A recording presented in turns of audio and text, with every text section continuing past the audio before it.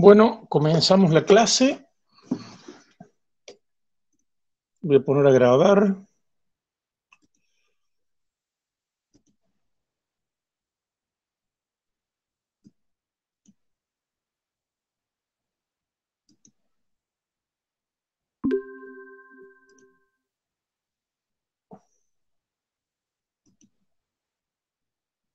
Bueno, pasamos ya a la unidad de capa límite. Lo vamos a ver en el caso incompresible y en el caso bidimensional. En general, en términos genéricos, el concepto, la idea de capa límite ya la traen de aeronáutica general, como traen varias cosas, pero vamos a formalizar muchas de ellas y, bueno, y entrar más en detalle dentro de los límites del campo bidimensional, que de todas maneras es importante para el análisis de perfiles aerodinámicos. Bien, el concepto de capa límite es un concepto pura y exclusivamente existente en situaciones de flujo adherido al cuerpo. Justamente cuando el flujo está desprendido, en realidad uno habla de que la capa límite se desprendió. Al desprenderse la capa límite, en realidad deja de existir. Y en realidad es una abstracción la capa límite, tampoco tiene existencia real. A ver, vayamos. Acá tenemos un perfil con flujo adherido alrededor de él.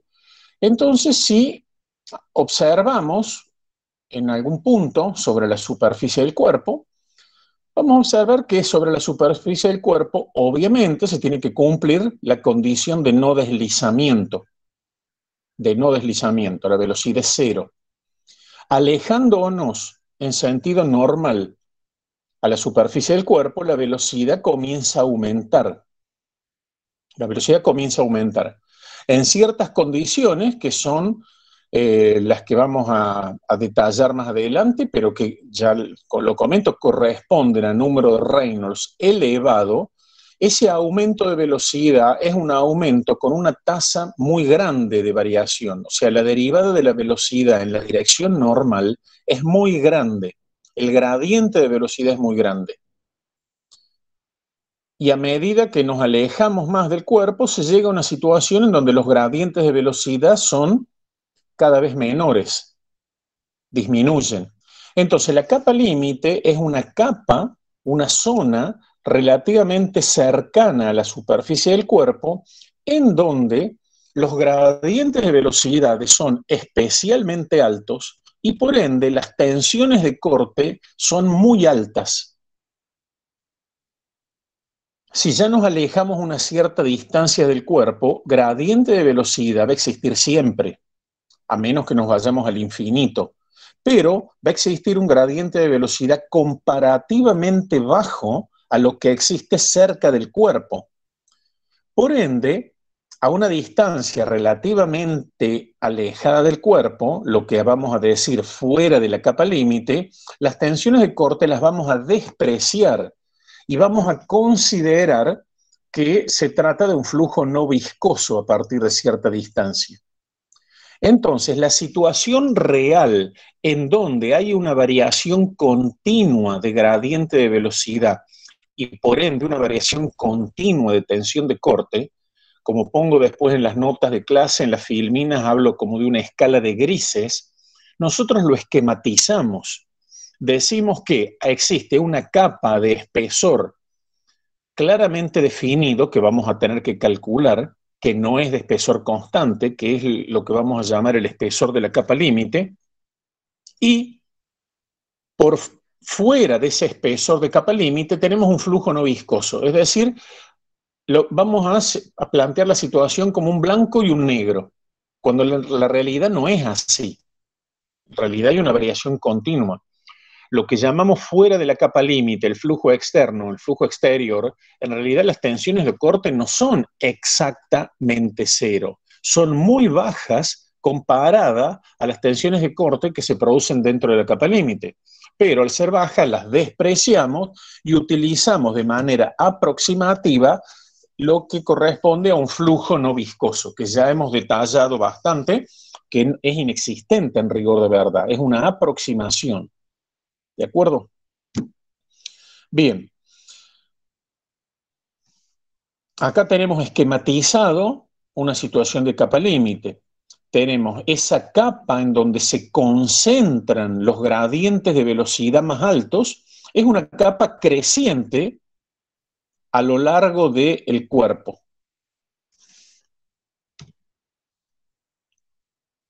Bien,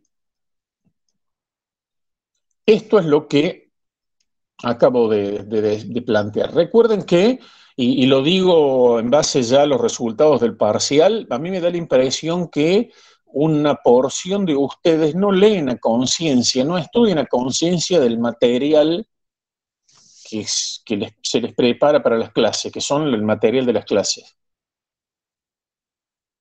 Lo cual a ustedes les está simplificando la vida, porque si no, ustedes los deberíamos referir a lean tal unidad, tal capítulo del libro, que ahí está, y mientras yo doy las explicaciones, pero el material de estudio sería el material del libro. Nosotros estamos simplificándoles la vida en el sentido que es el material de estudio es básicamente el material de las clases, y con los resultados del parcial, que no han sido malos, pero muestran que en muchos casos no me parece que no leen a conciencia el material. Bien, esto lo salteo porque es todo lo que acabo de comentar de palabra.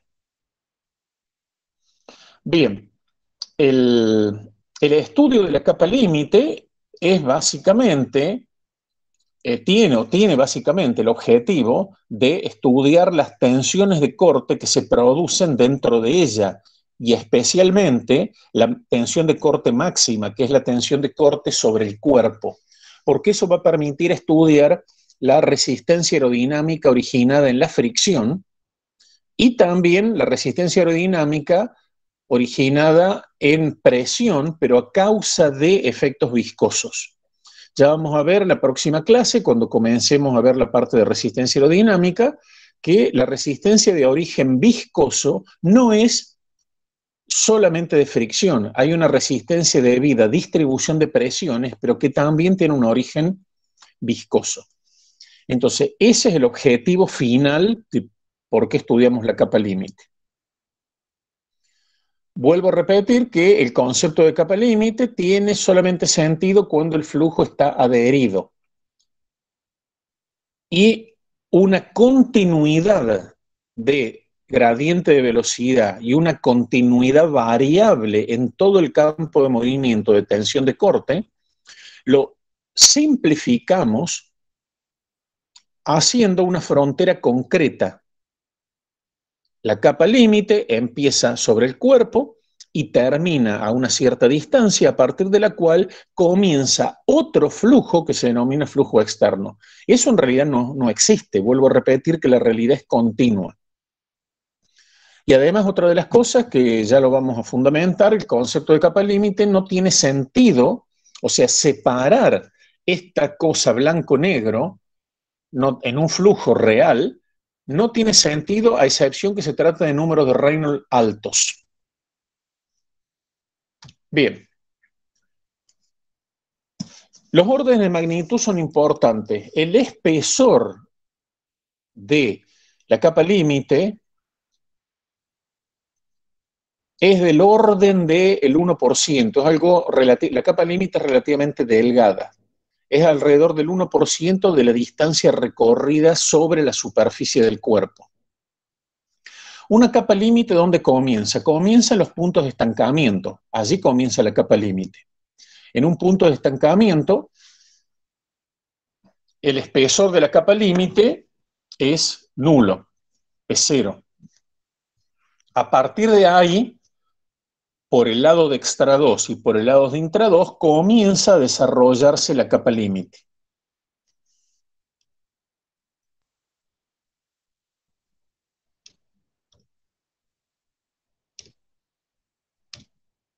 Entonces, antes de pasar a ciertas cuestiones ya más concretas, veamos visualizaciones de flujo.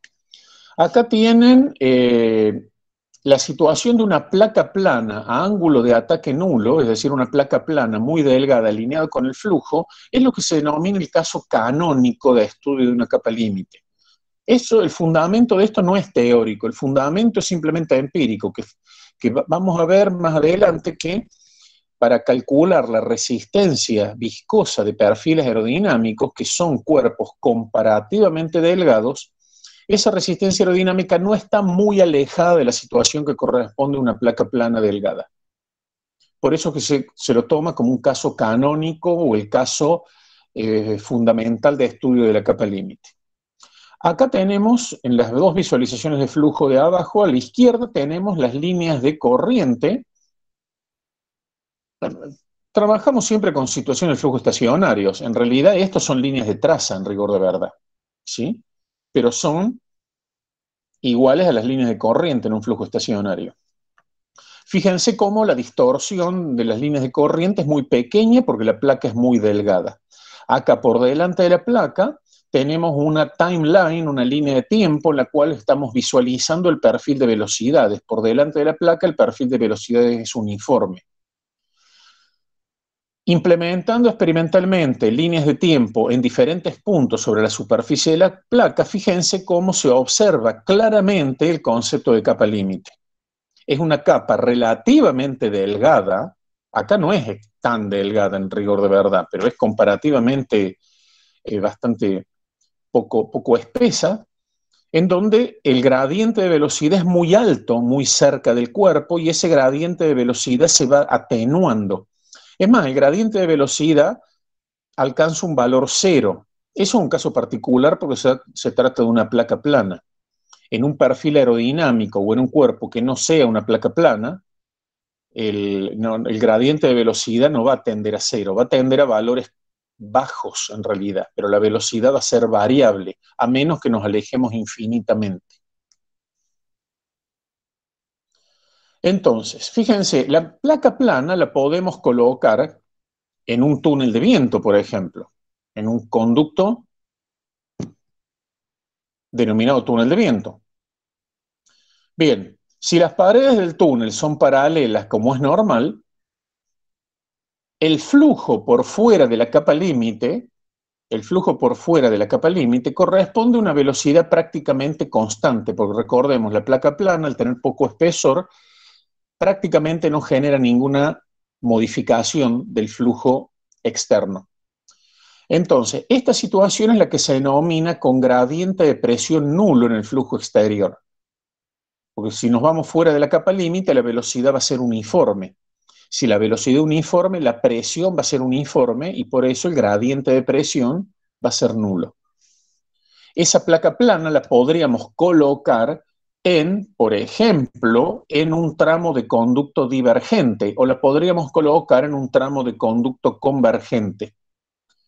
Si la colocamos en conducto que fuera convergente o divergente, según el caso, con eso modificamos cómo podría variar, en el caso de una placa plana, el campo de velocidades del flujo por fuera de la capa límite. O sea, podríamos modificar el gradiente de presión. Esto lo ejemplifico porque esta es la forma en que se ha estudiado la influencia del gradiente de presión en el caso de una placa plana. Porque una placa plana alineada al flujo por sí misma no genera gradiente de presión. Al gradiente de presión hay que hacer que se produzca por algo externo. En este caso, colocando la placa delgada, ya sea en un conducto de sección constante o en una cámara de ensayo, hablemos con mayor propiedad, en una cámara de ensayo de sección constante o en una cámara de ensayo con una sección variable. Con eso podemos controlar cómo varía el flujo externo. Ya vamos a ver por qué es tan importante el gradiente de presión que corresponde al flujo externo. Acá tenemos en la visualización de arriba, tenemos cómo se genera el perfil de capa límite en el borde de ataque de una placa plana. Esto parece una cabecita de fósforo en realidad, pero en realidad es una placa plana, delgada. En la realidad una placa plana no tiene espesor nulo, tiene un espesor pequeño, con un borde de ataque redondeado, y acá están implementadas líneas de tiempo. Las líneas de tiempo están emitidas sobre este filamento que estoy señalando acá, la línea de filamento que se observa en la extrema izquierda de la fotografía, y acá vemos cómo se plantea el perfil de capa límite, claramente. La capa límite normalmente uno la estudia en una situación de flujo externo, en el flujo alrededor de un vehículo que está rodeado enteramente por el fluido, pero también a veces se da en flujo interno y uno emplea el concepto de capa límite en el flujo interno. Recordemos, un flujo interno es la situación en la que el cuerpo está rodeando el movimiento fluido. Acá tenemos el desarrollo de una capa límite en la entrada de una tubería desde un depósito.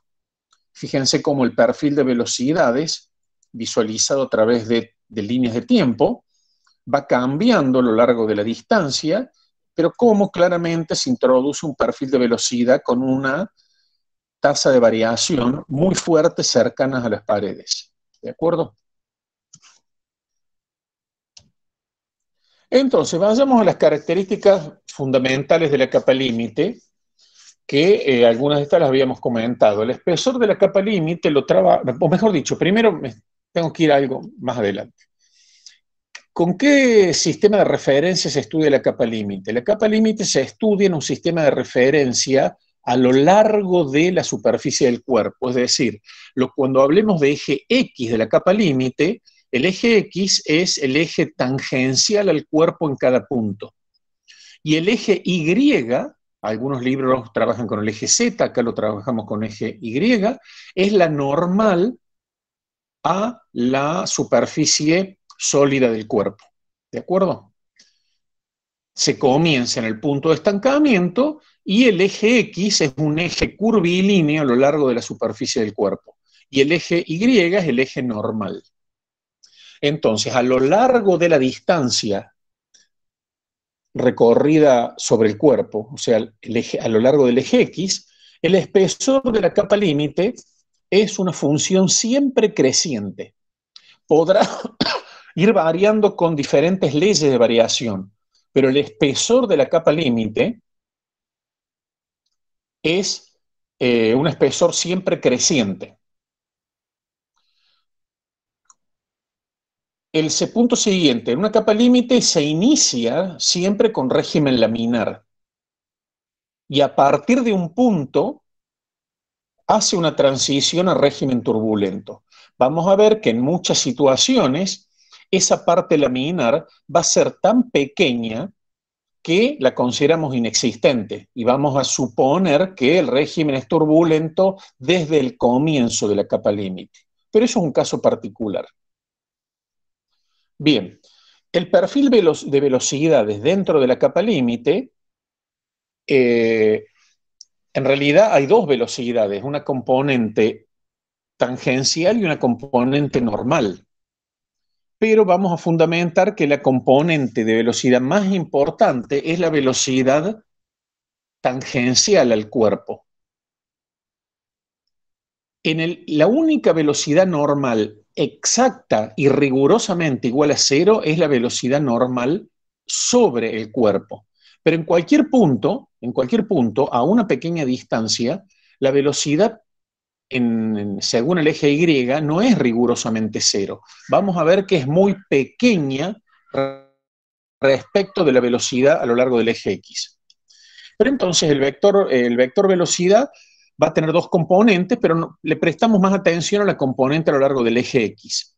Esa componente de velocidad es la que varía muy fuertemente desde valor nulo sobre el cuerpo hasta un valor de velocidad externa, que la llamamos U sub E, la E es de flujo externo, que esa velocidad es el valor de la velocidad en el borde de la capa límite, donde la capa límite termina. Y esa velocidad la vamos a poder conocer estudiando el flujo externo. Bien.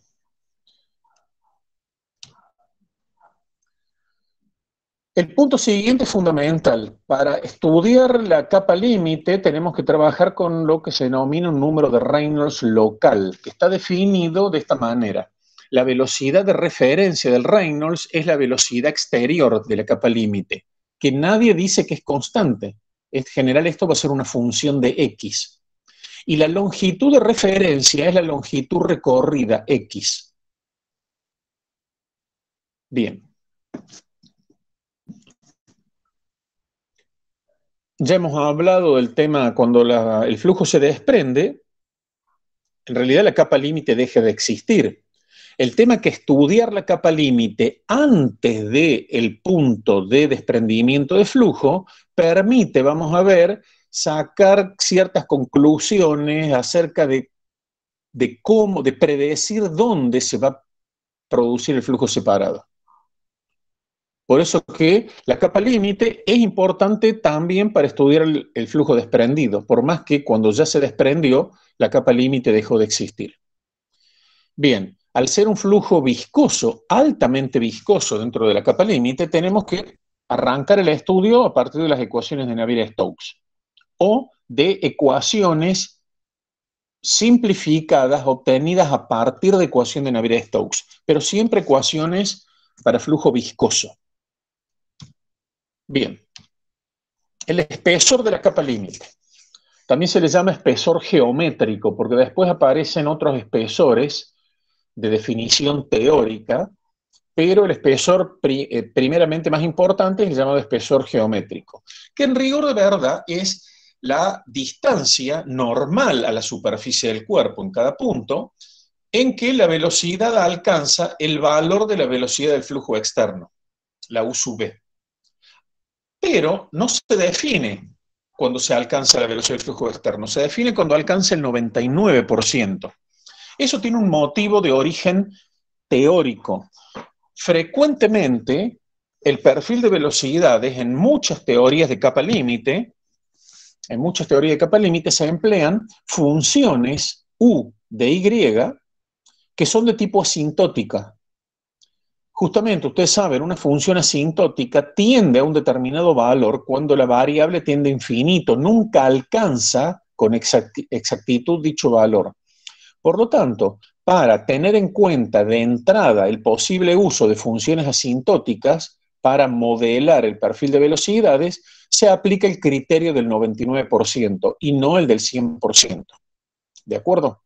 Pero es una cuestión, no es una cuestión de fondo el tema del 99%.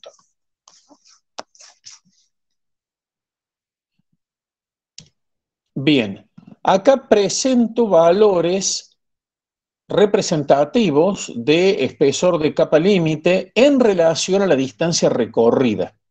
O sea, una cosa es el espesor de la capa límite en términos absolutos, es decir, expresada en milímetro o en metro o en las unidades que quieran. Y otra cosa es el espesor de la capa límite en relación a la distancia recorrida. Recordemos que el delta es una función de X. Por lo tanto, el delta en X dividido el valor de X nos da un espesor relativo, que ese espesor relativo es de orden de magnitud de 1%. A veces podrá ser un poco menos, a veces podrá ser un poco más, podrá ser un 2%, un 3%, a veces será un 0,5%, pero ese es el orden de magnitud del espesor relativo de la capa límite. Y que eso nos permite entender que efectivamente es muy delgada la capa límite, pero la delgadez de capa límite se refiere a en términos relativos.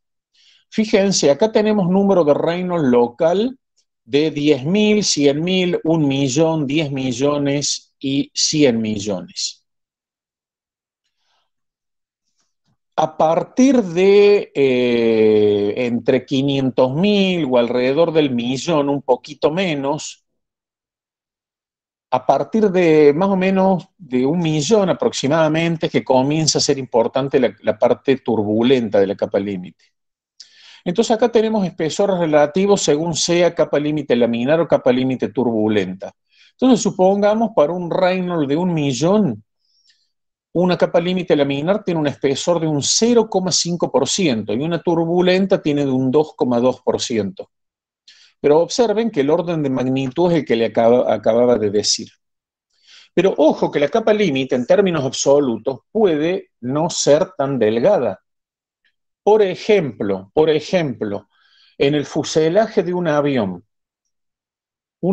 que tenga La longitud del fuselaje de un Boeing 747, la verdad que no tengo presente, pero puede ser fácilmente 50, 60 metros.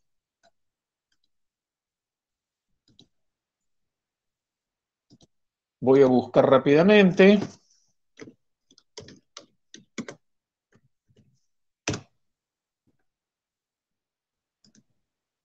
Longitud 76 metros, ahí acabo de ver.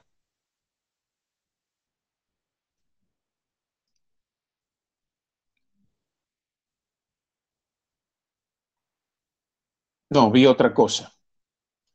Ah, no, no, sí. Sí, sí, las versiones más largas, 76 metros. Pero fíjense que la longitud final máxima está dada por los empenajes, que tiene una ligera flecha. Entonces, supongamos 70 metros la longitud de fuselaje. Y supongamos que en la parte final del fuselaje, recordemos, si el delta es creciente con X, la capa límite, el grosor de capa límite o el espesor más grande de capa límite está donde el cuerpo termina. Está claro eso. Entonces, supongamos un espesor de capa límite de un 1% en términos relativos, a lo largo de 70 metros de longitud, es un espesor de capa límite de 70 centímetros. O sea, no es pequeño 70 centímetros.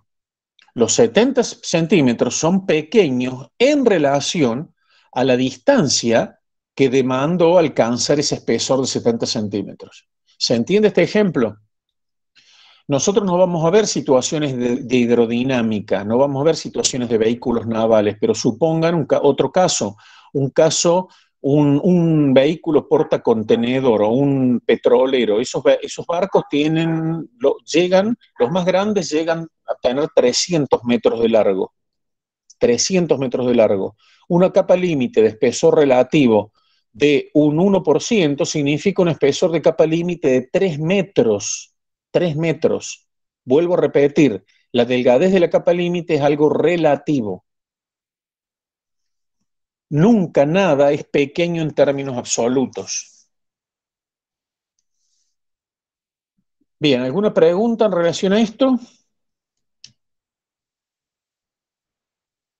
Bien, continuemos.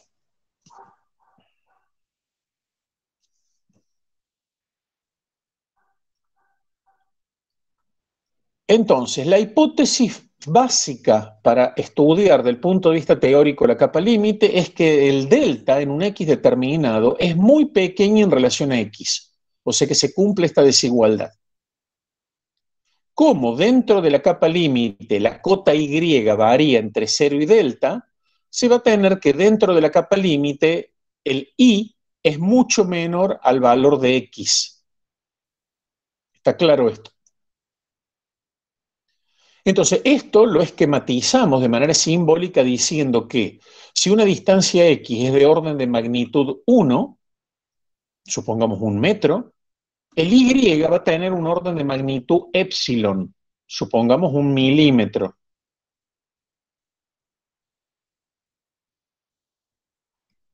La milésima o la centésima parte, un orden de magnitud epsilon. Estos órdenes de magnitud tan diferentes van a tener como consecuencia que en las ecuaciones de Navier-Stokes va a haber términos que van a ser mucho más grandes que otros, o al revés, va a haber términos que son mucho más pequeños que otros. Por lo tanto, esos términos pequeños los vamos a poder despreciar y vamos a llegar a unas ecuaciones de Navier-Stokes simplificadas que se denominan ecuaciones de la capa límite de Prandtl, que fue un aerodinamicista el que las desarrolló por primera vez. Y vamos a realizar esto. Entonces, si dentro de la capa límite vamos a ver que el vector velocidad se compone de dos componentes, una componente en X y otra componente en Y. Vamos a ver que la componente en Y es mucho menor que la componente en X. Por eso que el flujo en la capa límite se dice que es un flujo cuasi paralelo, pero no es perfectamente paralelo. ¿De acuerdo? Bien. Acá partimos de las ecuaciones de Navier-Stokes para régimen estacionario, flujo estacionario, por ende, flujo laminar, recordemos, si en las ecuaciones de Navier-Stokes la derivada parcial de las velocidades la hacemos igual a cero, estamos diciendo implícitamente que el flujo es laminar. También son para flujo incompresible. Entonces, planteemos la densidad es una magnitud másica independiente de X, de Y, independiente de la velocidad, por lo tanto le asignamos un orden de magnitud unitario. El X, el Y son de orden de magnitud 1 y epsilon, como habíamos dicho. Bien, y la velocidad U, que también es una magnitud independiente de X y de Y, como magnitud depende de X y de Y, pero es una magnitud de velocidad, le asignamos un orden de magnitud unitario, ¿sí? Esto es condiciones de partida. Entonces vean la ecuación de continuidad. La ecuación de continuidad es, en términos de magnitudes genéricas, es velocidad U dividido X más velocidad B dividido Y. Si U es de orden 1 y X es de orden 1, este término es de orden 1. El término de dB a dI también tiene que ser de igual orden. Por lo tanto, si el Y es de orden pequeño, la velocidad normal, la velocidad en Y, también tiene que ser de igual orden. O sea, la ecuación de continuidad es la que nos dice que la velocidad en Y es de igual orden que la magnitud, que el Y, o sea, que la velocidad B también es de orden epsilon. Entonces, empleando esto, podemos deducir los diferentes términos o el orden de magnitud, es decir, el diferente peso relativo. Facundo, en una de esas no ves el cursor porque no lo estoy moviendo. El cursor lo vas a ver cuando lo mueva. Si lo dejo quieto en un lugar, creo que el ratito desaparece. La verdad que no me he fijado.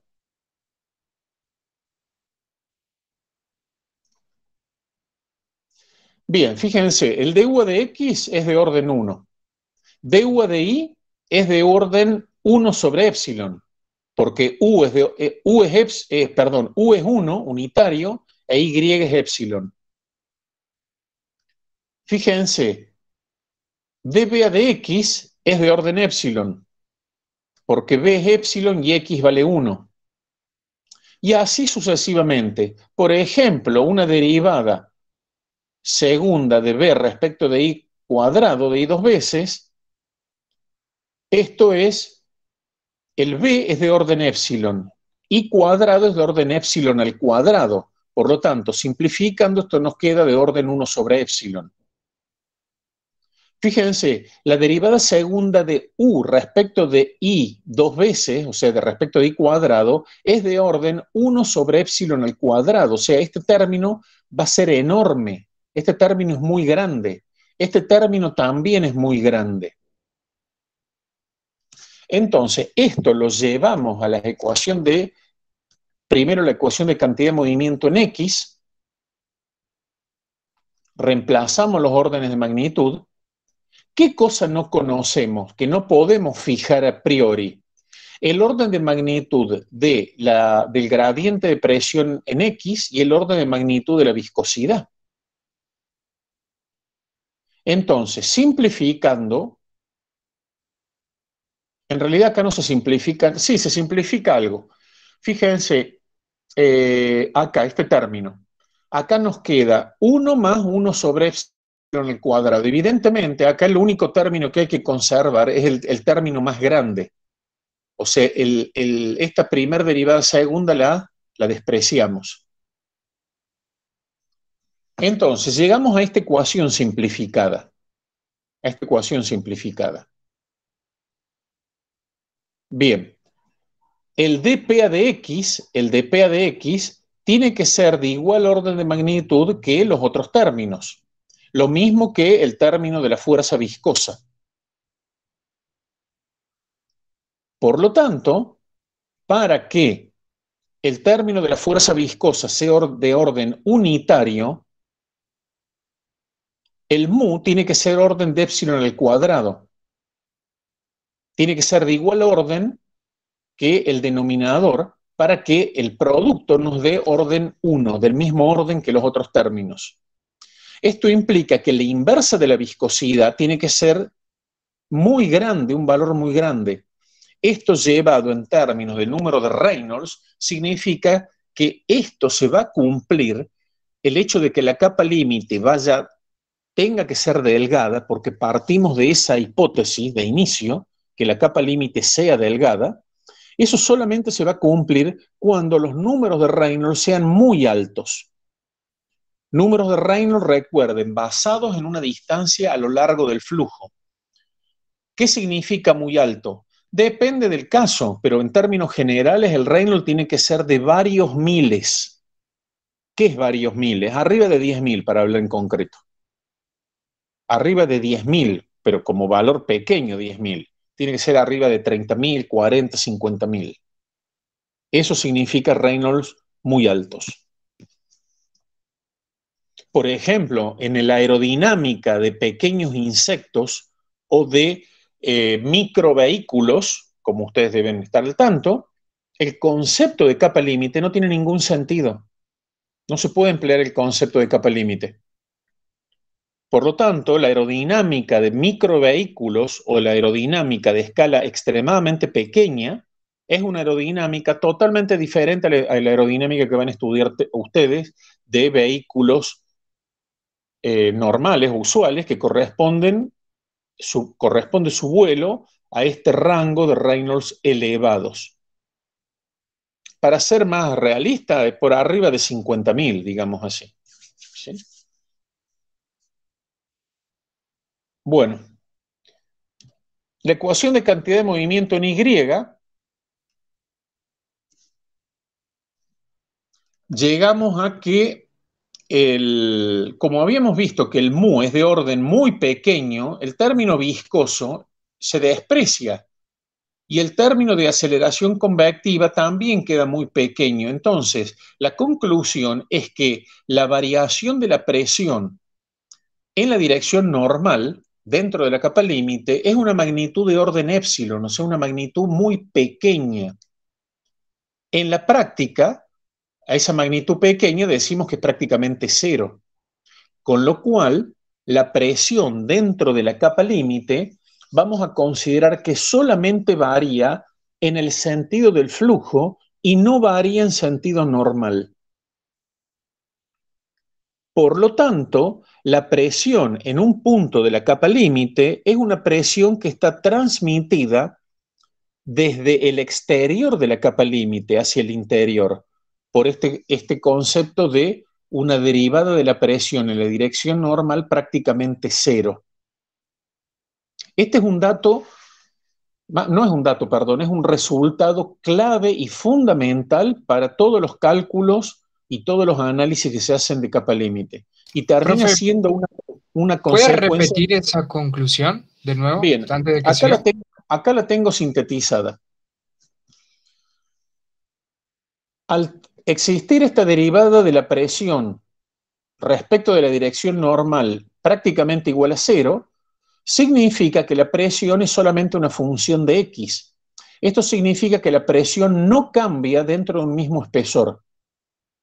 Si ustedes están en una cota X fija, dentro de ese espesor de capa límite, la presión es invariable y está determinada por la presión que existe del lado del flujo externo.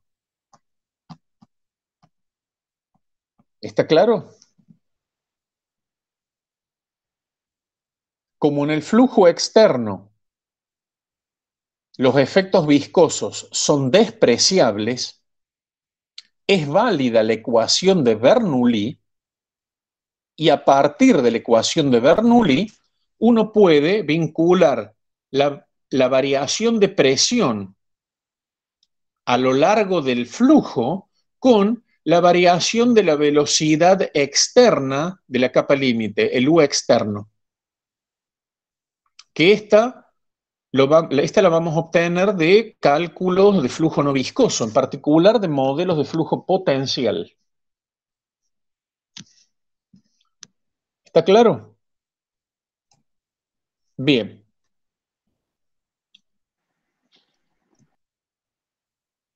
Entonces, en definitiva, estas ecuaciones simplificadas de Prandtl para régimen laminar son dos ecuaciones, la ecuación de continuidad y la ecuación de cantidad de movimiento a lo largo del flujo. La ecuación de cantidad de movimiento en el sentido normal desapareció porque esa ecuación condujo a que la presión es invariable dentro de un mismo espesor. Entonces, estas son dos ecuaciones con dos incógnitas, la componente U y la componente V de la velocidad dentro de la capa límite. La presión es un dato proveniente del flujo externo. Es más, en esta ecuación le hemos hecho desaparecer a la presión, porque hemos reemplazado el gradiente de presión con la variación de la velocidad por fuera de la capa límite. Para régimen turbulento, las ecuaciones son las mismas, nada más que uno tiene que agregar las tensiones turbulentas, que son de origen empírico. Y estas ecuaciones deben resolverse con dos condiciones de contorno. La condición de contorno de no deslizamiento sobre la pared, o sea, tanto U y V son ceros sobre la pared, y la otra condición de contorno es que cuando I tiende a delta, ¿por qué no pongo I igual a delta? Porque podemos usar modelos asintóticos, como dije. Cuando el I tiende a delta, el U tiene que tender a la velocidad en el contorno externo de la capa límite, que esta es una velocidad, va a ser un dato del flujo externo. Un minuto que tengo que conectar el celular al cargador.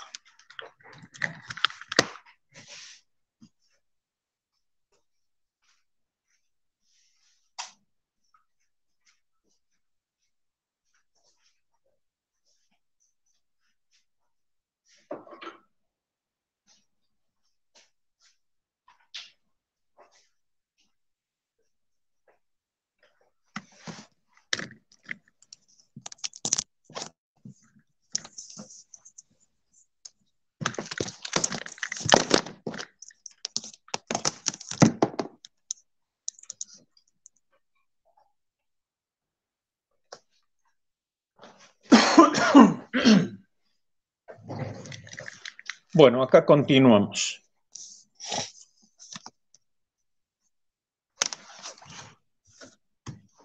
Bien, esto es simplemente para que conozcan el modelo matemático más sencillo para estudiar la capa límite desde un punto de vista teórico.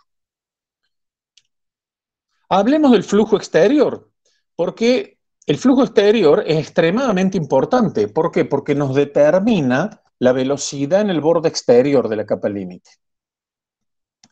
Pero ahora bien, fíjense que veamos el diagrama de capa límite. Volvamos a esta figurita. Una como esta. La velocidad en el contorno de la capa límite es la velocidad en Y igual a delta. La necesitamos para calcular la capa límite. O sea que el delta no lo conocemos a priori. ¿Me siguen?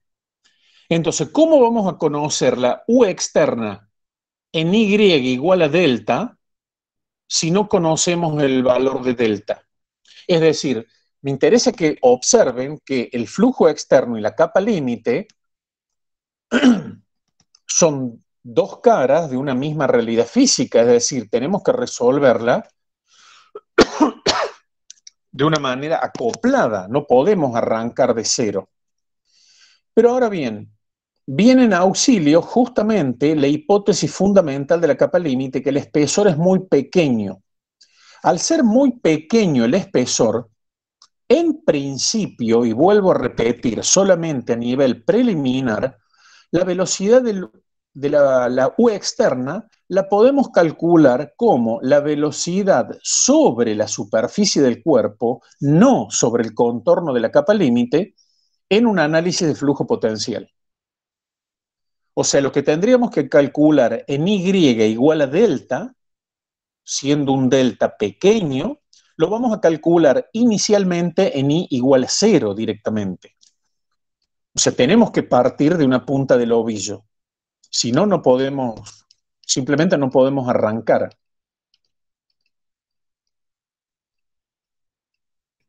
Bien.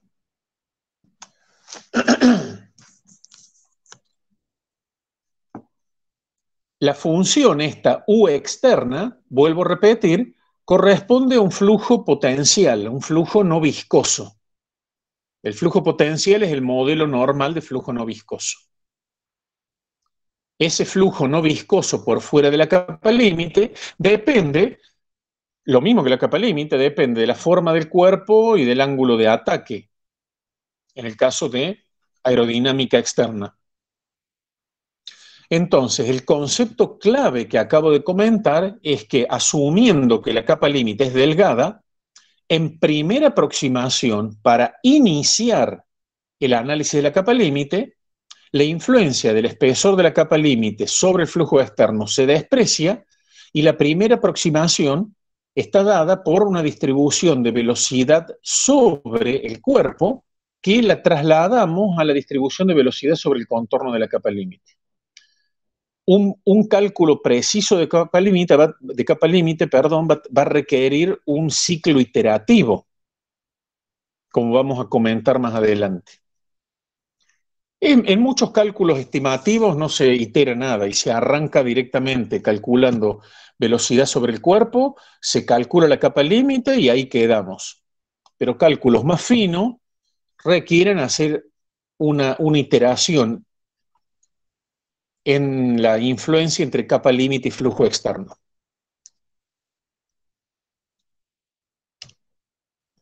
Los ejemplos básicos de este flujo externo son los ejemplos básicos y los más importantes para nosotros. Uno es la placa delgada alineada con el flujo y el otro es un perfil aerodinámico a un determinado ángulo de ataque. En el caso de una placa plana alineada en un flujo uniforme y un flujo constante, el U externo, acá me olvidé de poner el subíndice, ya lo voy a corregir, es constante, por lo tanto el gradiente de presión en el sentido del flujo también vale 0. El dPA de X vale 0. Por eso que el caso de placa plana a ángulo de ataque nulo se denomina el estudio de la capa límite con gradiente de presión nulo. Es por este motivo.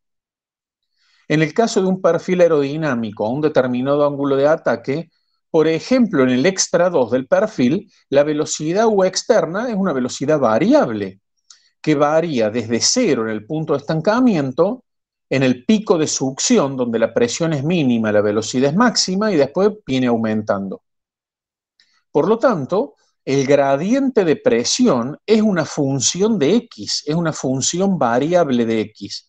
Pero esto va a ser una función, repito, conocida a partir de los cálculos del flujo potencial. Ese es uno de los motivos de por qué los modelos de flujo potencial son tan importantes en aerodinámica. Porque aún para tener en cuenta los efectos de viscosidad, el flujo potencial nos permite calcular el flujo por fuera de la capa límite. Con ese flujo por fuera de la capa límite vamos a pasar a calcular la capa límite. Ese es el orden en el que se procede. Bien, veamos por qué es tan importante el gradiente de presión y vamos a ver que es importante porque está directamente vinculado con el fenómeno de desprendimiento de flujo. En un flujo adherido, la tensión de corte sobre la pared en Y igual a 0, aún en flujo turbulento, la podemos plantear como mu de U a de I evaluado en I igual a 0. ¿Por qué en flujo turbulento también? Porque sobre exactamente la pared la turbulencia vale 0. Eso ya lo habíamos visto así conceptualmente. Y es una tensión de corte que la definimos positiva, es una tensión de corte que actúa en este sentido. Acá tenemos un flujo adherido, tenemos el perfil de velocidad de capa límite y acá tenemos la tensión de corte que el fluido ejerce sobre el cuerpo. Justamente esta tensión de corte va a dar origen a la resistencia de fricción. Un flujo desprendido implica un flujo que cerca del cuerpo invierte el sentido. Un flujo desprendido implica inversión de flujo. Por lo tanto, implica que localmente la tensión de corte se invierte, se da vuelta. Veamos visualizaciones de flujo desprendido. Fíjense, esto es el flujo, la foto está distorsionada, pero en realidad esto es el flujo en la parte trasera de un cilindro circular. Y acá está instrumentada la visualización de perfiles de velocidad a través de líneas de tiempo. Fíjense cómo el flujo desprendido por detrás del cilindro acá se invirtió. O sea, el hecho que se invirtió significa que el flujo está dando vueltas acá. Está estancado, dando vueltas, girando. ¿De acuerdo? Acá tenemos otra situación de inversión de flujo en la separación que se produce en un conducto divergente. Fíjense cómo a partir de acá acá está clarísimo cómo el flujo se da vuelta. O sea que el flujo está haciendo esto, en definitiva. Por lo tanto, si entendemos que la condición de que exista flujo separado es una inversión de flujo, en términos de perfil de velocidades, tiene que existir un punto de inflexión. El U función de Y, si el flujo se invierte, debe poseer un punto de inflexión. O sea que del punto de vista geométrico, el que exista un punto de inflexión es una condición necesaria, aunque no suficiente, para que el flujo se desprenda. Eso es una observación simplemente geométrica. ¿Cuál es la condición límite entre el flujo adherido y el flujo desprendido? O sea, ¿cuál es la condición justamente en el punto a partir del cual el flujo va a comenzar a desprenderse? Que la tensión de corte sea nula. La tensión de corte sea nula. Es decir, que la velocidad llegue, el perfil de velocidad, es mejor dicho, llegue a la pared con una geometría así. Para lo cual también tiene que tener punto de inflexión. Porque acercándonos al contorno de la capa límite, el perfil de velocidad tiene que tener este tipo de curvatura, tiene que ser una distribución de velocidad que tiene que tener curvatura convexa. Por lo tanto, tiene que tener un punto de inflexión para cumplir esta condición de tensión de corte nula. Vuelvo a repetir, la condición de separación de flujo implica que el perfil de velocidad tiene que tener un punto de inflexión. La inversa no es válida. Que un perfil de velocidad posee un punto de inflexión no quiere decir que el flujo esté invertido. ¿Está claro? Es condición necesaria, pero no suficiente.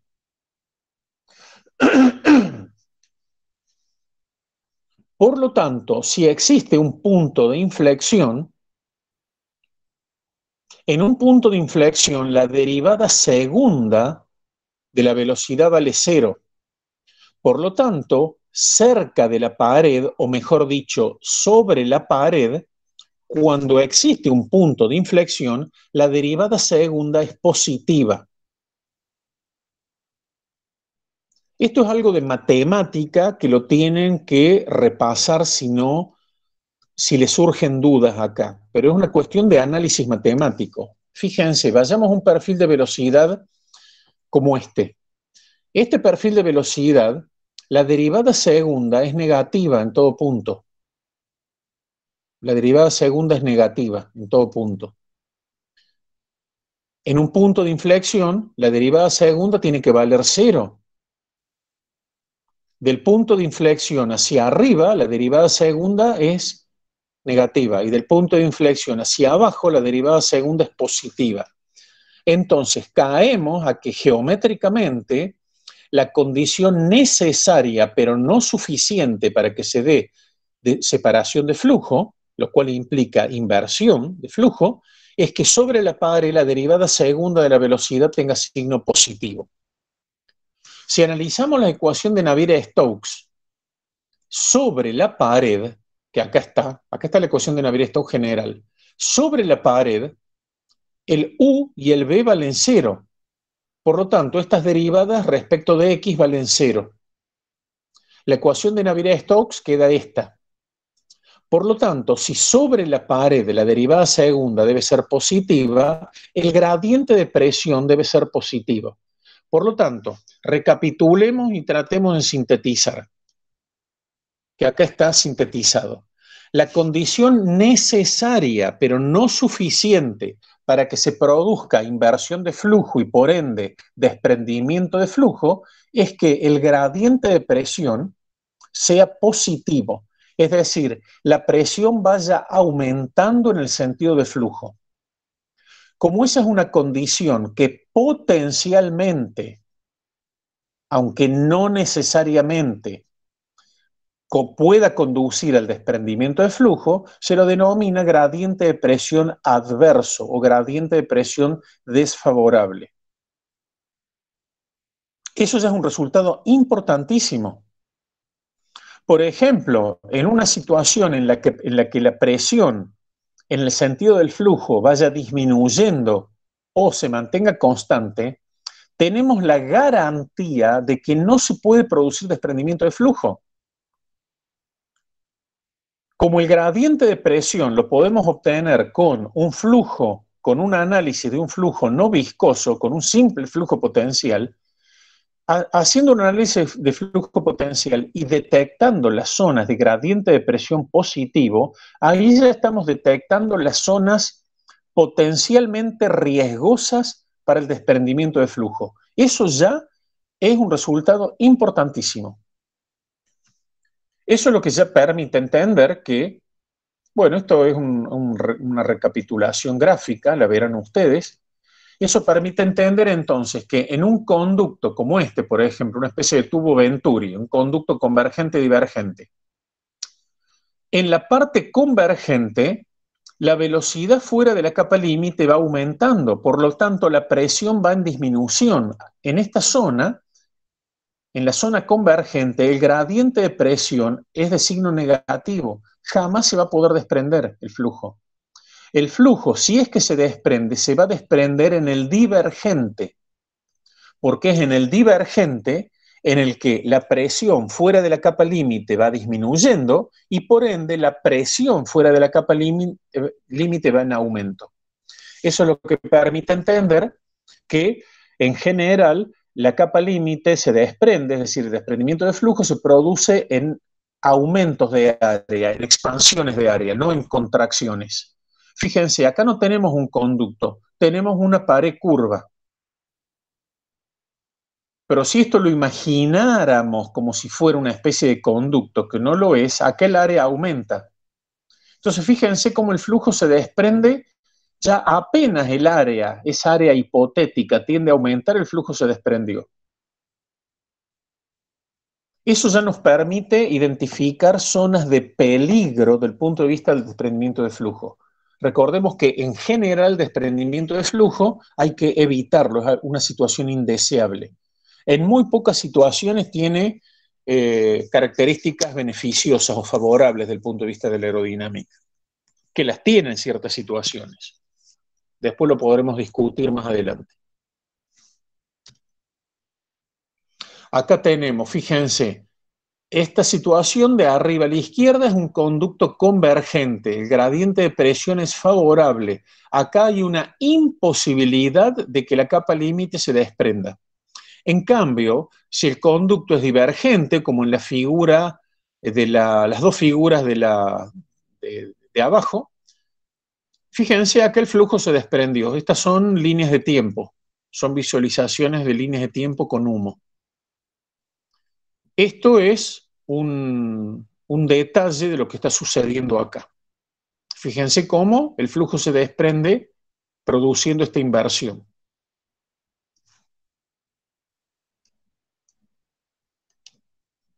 Bien, ¿alguna pregunta?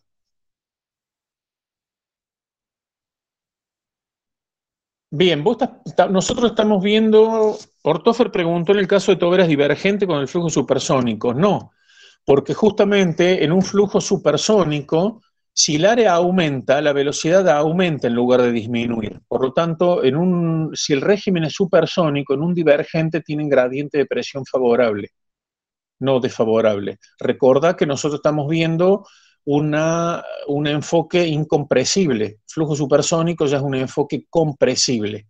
Me estás planteando una situación que cae fuera de lo que estamos estudiando. Bien, hacemos un descansito.